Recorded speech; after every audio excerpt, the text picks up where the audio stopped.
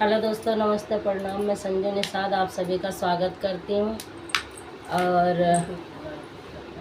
बिरजलाल हमारे छोटे जीजा जी हैं, तो उनके तरफ भैया आया है फ़ोन सोहर के लिए, तो गाएंगे छोटा मोटा जैसा भी होगा, गा के सुनाएंगे उनको।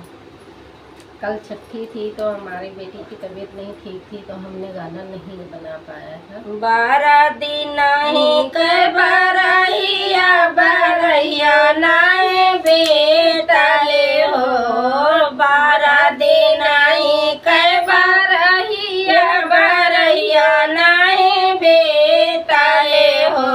ललना खेरे के राहे पियवा जा कर देखता मैया गई हो।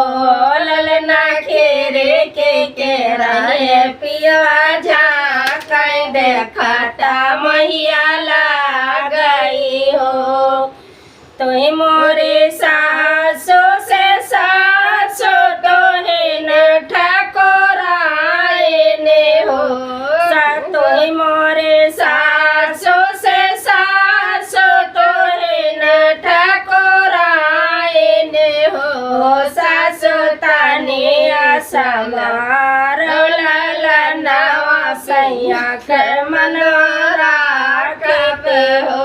सासो ताने सम्हार ललनवा सैया के मनोरा कहते हो। 12 दिन ही के बरहिया बरहिया नहीं बेतल हो। 12 दिन ही के बरहिया बरहिया नहीं बेतल हो। ललना खेरे के रहे पीवा जा कर देखता मैया गई हो। ललना खेरे के रहे पीवा जा कर देखता मैया गई हो। राम रसैया हमरे गोते ने तो ने ठकोराए ने हो। राम रसैया हमरे गोते ने तो है ना ठकोराए ने हो।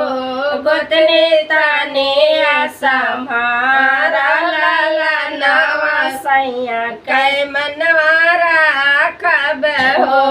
गोतने ताने सम्हारा ललनवा सैया कै मनवारा कब हो। 12 दिन ही के बरहिया बरहिया नहीं बीतल हो। ललना खेरे के राहे पियवा जा कर देखता मैया गई हो। ललना खेरे के राहे पियवा जा कर देखता मैया गई हो। बगिया खेलत हमरे नाना दे तो है न ठकोराए ने हो। बगिया खेलत हमरे नाना दे तो है न ठकोराए ने हो। नन देता ने ऐसा रौला ललनवा सैया के मनवारा कहते हो। ननदी ताने समारा ललनवा सैया के मनवारा कहते हो। तो मोरे भाव जैसे भाव तो है न ठकोराए ने हो। तो मोरे भाव जैसे भाव तो है न ठकोराए ने हो। भौजे नाले बैगाले कैसे काढ़े लाना राखिले बाई हो।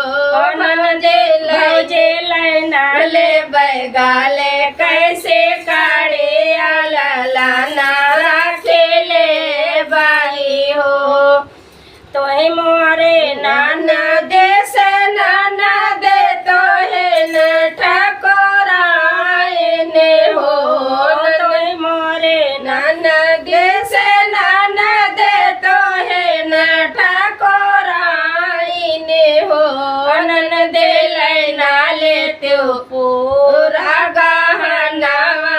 सैया के मनवा राखते हो ननदे लैना लेते हो सोरा हो गवनवा सैया के मनवा